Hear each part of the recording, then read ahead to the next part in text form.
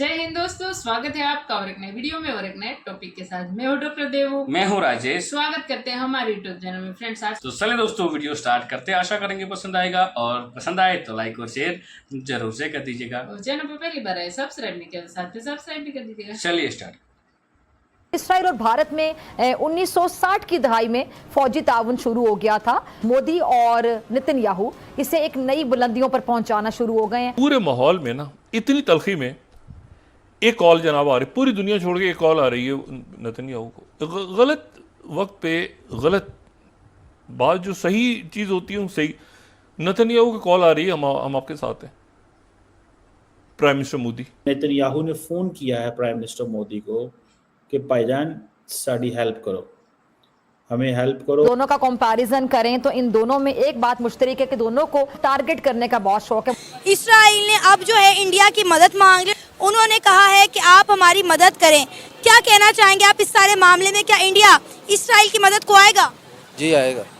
भारत और इसराइल गठजोड़ का एक और सबूत खुलकर सामने आ गया है। 27 टन धमाका खेज मवाद से लेस माल बरदार जहाज भारत से इसराइली बंदरगाह पहुंच गया। And this is a one ship, nobody knows how many more ships. ठीक है, और मेरा ख्याल है इंडिया को समझ है। मैंने आपको कहा ना, इंडिया आत्मनिर्भर पर भारत के लिए बड़ा एक्टिव है।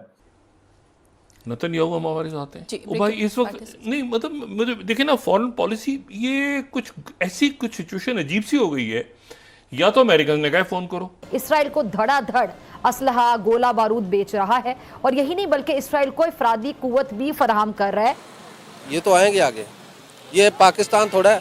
ऊपर से आपको पता है कि इजराइल इज अ कंट्री वो जिसने इंडिया को बड़ी हेल्प की है कि इंडिया की बहुत सारी सर्वेलेंस करने में। हेलो फ्रेंड्स, जय हिंद। हिंदुस्तान स्पेशल में आपका स्वागत है दोस्तों। प्रधानमंत्री नरेंद्र मोदी ने शुक्रवार को इसराइल के प्रधानमंत्री बेंजामिन नेतन्याहू से बातचीत की और गाजा में युद्ध की मौजूदा स्थिति में सुधार और जारी संघर्ष के शीघ्र व शांतिपूर्ण समाधान के लिए बातचीत और कूटनीतिक का रास्ता अपनाने का आह्वान किया। प्राइम मिनिस्टर मोदी ने इसके साथ ही सभी बंधकों की तत्काल रिहाई, युद्ध विराम तथा मानवीय सहायता जारी रखने की आवश्यकता के अपने आह्वान को दोहराया। नेतन्याहू ने प्राइम मिनिस्टर मोदी को फोन किया था और इस दौरान भारत के 78वें स्वतंत्रता दिवस की शुभकामनाएं भी दी। मोदी ने सोशल मीडिया मंच एक्स पर एक पोस्ट में जानकारी देते हुए कहा, हमने पश्चिम एशिया की मौजूदा स्थिति पर चर्चा की, स्थिति में सुधार की आवश्यकता पर जोर दिया, सभी बंधकों की तत्काल रिहाई, युद्ध विराम और मानवीय सहायता जारी रखने की आवश्यकता के अपने आह्वान को दोहराया। बाद में यहां प्रधानमंत्री कार्यालय की ओर से जारी एक बयान में कहा गया, उन्होंने बातचीत और कूटनीति के माध्यम से संघर्ष के शीघ्र और शांतिपूर्ण समाधान का आह्वान किया है। पूरे माहौल में ना इतनी तलखी में एक कॉल जनाब आ रही, पूरी दुनिया छोड़ के एक कॉल आ रही है नेतन्याहू को। गलत वक्त पे गलत बात, जो सही चीज़ होती है सही। नेतन्याहू की कॉल आ रही है, हम आपके साथ हैं। प्राइम मिनिस्टर मोदी, ओ भाई, यानी को एक वहाँ पर 40,000 लोगों का कत्लेआम हुआ है, आग लगी हुई है और उसको बुझाने की दुनिया कोशिश कर रही है। नेतन्याहू हम हमारे साथ हैं। ओ भाई, इस वक्त नहीं, मतलब मुझे देखिए ना, फॉरेन पॉलिसी ये कुछ ऐसी कुछ सिचुएशन अजीब सी हो गई है। या तो अमेरिकन ने कहा फ़ोन करो। मैं नहीं समझता कि इस वक्त इंडियन जो फॉरेन ऑफिस है वो ये फैसला करेगा कि पूरी दुनिया को छोड़ के आप इस नेतन्याहू को कॉल करें, इस मरले पर फ़ोन करें, यानी अलग रहे ना। इस वक्त देखें तो सही क्या आगे कहाँ जाता है मामला। या फिर आप नेतन्याहू के साथ महमूद अब्बास को भी कॉल कर दें।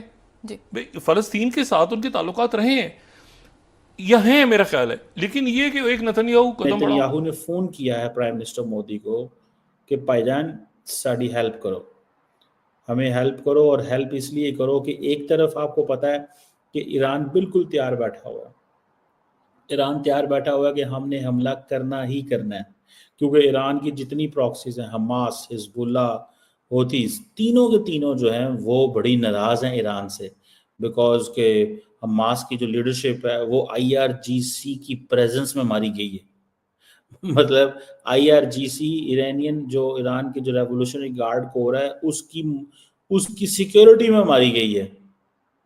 वैसे मैं आपको बात बताऊं, मैंने अभी तक ईरानियन वर्जन को नहीं सुना कि ईरान का क्या वर्जन आया है। कि ये बंदे उनको हमास की लीडरशिप कैसे मारी है, मैंने नहीं सुना। मे बी अगर मैं देखूंगा इसको, लेकिन जो न्यूयॉर्क टाइम्स की स्टोरी थी वो थी इम्पॉर्टेंट, कि बेसिकली IRGC का जो कंपाउंड था, उस कंपाउंड के अंदर तकरीबन 2 महीने पहले जो है वो किसी बंदे ने जाके वहाँ पे एक्सप्लोसिव वेपन लगा दिया, और जब वेपन लगा दिया उनको पता था वो जो है इस्माइल हानिया इसी कंपाउंड में ठहराया जाता है। जब इजराइलियों को कंप्लीट खबर आ गई कि वो वहीं पे है और उस जगह पे मौजूद है, थोड़ी दूर से उन्होंने बटन दबा दिया और काम मुकम्मल हो गया। ठीक है जी। सो ये चीज़ है। सो अब जारी बात है, ईरान ने बदला तो लेना है। अगर ईरान बदला नहीं लेता तो ईरान कैसे सरवाइव करेगा? ईरान अगर बदला नहीं लेता तो ईरान सरवाइव कैसे करेगा? सो देखिए, ये होती है पॉलिटिक्स कि इंडिया और ईरान के जो ताल्लुकात हैं वो बड़े ज़बरदस्त हैं। ठीक है जी। और इस हद तक है कि इंडिया जो है वो ईरान को इस वेस्ट एशिया के अंदर प्रॉपरली इस्तेमाल करना चाहता है। India wants to use Iran. मेरी इतला के मुताबिक, what I understand, that Indians were the ones who basically asked Iran कि अगर आप पाकिस्तान को रोकना चाहते हो तो पाकिस्तान के अंदर सर्जिकल स्ट्राइक करो। ये मेरी इतला है। ये हमने एक बड़े सीनियर जर्नलिस्ट ने मेरे से ये शेयर किया था एक दफ़ा, कि जब ईरान ने पाकिस्तान पे हमला किया था पिछले साल, इसी साल जनवरी में, तो वो हमला इसलिए किया था क्योंकि ईरान और पाकिस्तान की बॉर्डर पे अक्सर मामलात रहते हैं। तो उन्होंने कहा कि इंडियंस ने कहा ईरानियों को कि अगर हमने सर्जिकल स्ट्राइक 2016 और 19 में किया और हमने फिर देखा कि अब पाकिस्तान की इन्वॉल्वमेंट नहीं है या कम है, वो नहीं मानते, वो कहते हैं मुसलसल इन्वॉल्वमेंट है, तो वो कहते हैं तब से चीज़ें कंट्रोल है। उन्होंने कहा है कि आप हमारी मदद करें। क्या कहना चाहेंगे आप इस सारे मामले में? क्या इंडिया इसराइल की मदद को आएगा? जी आएगा। क्यों? काफिर मुल्क है, ये तो आएंगे आगे। ये पाकिस्तान थोड़ा है, अच्छा। उधर मुसलमान मर रहे हैं कि पाकिस्तान आगे नहीं हो रहा, सही। तो वो काफिर है, काफिरों की काफिर मदद करेंगे। आप हमारे हमसाए मुल्क भारत को काफिर कह रहे हैं, क्या रीजन है इसके पीछे? हालांकि पाकिस्तान ज्यादा मुसलमान तो हिंदुस्तान में रहते हैं। तो आप कहते हैं ना पाकिस्तान के साथ इंडिया की कभी सुलह नहीं हो सकती, क्योंकि जो नया आएगा उधर कोई मुसलमान वजीर आजम बनेगा, आप ही बता दें बनेगा कोई? इंडिया में अगर हम बात करें तो कई सियासतदान हैं जो मुस्लिम घराने से ताल्लुक रखते हैं। सिख है जो पाकिस्तान को सपोर्ट करता है, तो दूसरे नहीं करते हिंदू। हम ये बात कर रहे हैं कि इसराइल ने इंडिया से मदद मांगी और इंडिया के साथ जो है वो और 32 ममालिक से मदद मांगी है कि आप हमारी मदद को आएँ। उन्होंने 2 जो है वो मदद मांगी है। एक तो उन्होंने कहा है कि ईरान के ऊपर जो है दोबारा से तजारती पाबंदियां लगाई जाए, दूसरा उनके जो रेवोल्यूशन गार्ड हैं उन्हें दहशतगर्द तंजीम जो है डिक्लेयर किया जाए। आपको लगता है इंडिया ये करने में इसराइल की मदद करेगा? जी मुझे नहीं ऐसा लगता, क्योंकि ये ना एक आलमी मसला है और इस पर नेगोशिएशन ही होगी, मसला ये हल ही हो जाएगा।